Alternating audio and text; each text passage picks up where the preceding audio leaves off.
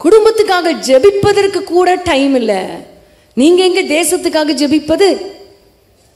அன்பான தேவனுடைய பிள்ளைகளே, பாரத்தோடு கூட கர்த்தர் உங்களிடத்துல சொல்லுகிற ஒரு காரியம், உங்கள் குடும்பத்துக்காக நீங்க ஜெபித்துத்தான் ஆக வேண்டும். உங்களுடைய சபைக்காக ஜெபித்துதான் ஆக வேண்டும்.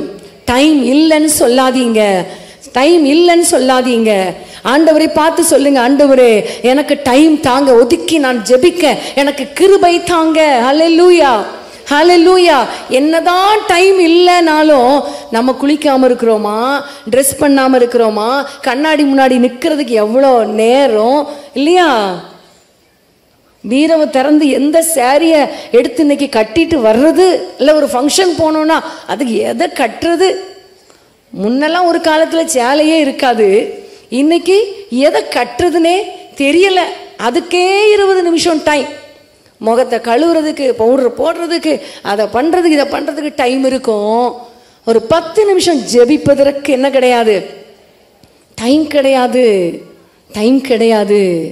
அன்பான தேவனுடைய பிள்ளைகளே, ஆண்டவரும் உங்களை பார்த்து, எனக்கும் டைம் இல்லைப்பா, உன்னை பாதுகாக்கிறதுக்கு, உன் பிள்ளைகளை பாதுகாக்கிறது எனக்கும் டைம் இல்லைப்பா, எனக்கு எத்தனையோ பிள்ளைங்களுடைய ஜபத்தை கேட்கறதுக்கு நான் போறேன்னு சொல்லிட்டா என்ன நடக்கும்? என்ன நடக்கும்?